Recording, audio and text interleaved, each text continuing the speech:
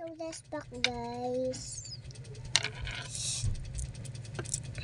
Nag-package siya. May pa yung package niya kasi. May nag-order sa akin. Sabi niya laruan daw na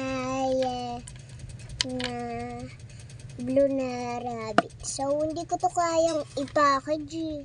Hindi ko lang kung anong lalagay dito. Eto guys, oh. Yung bunny nito. Teka na. Iyanin natin kasi ito eh. Hindi ko alam kung anong gagawin dito. Ayusin natin. Bye-bye! Next time na lang! Tada! Dito!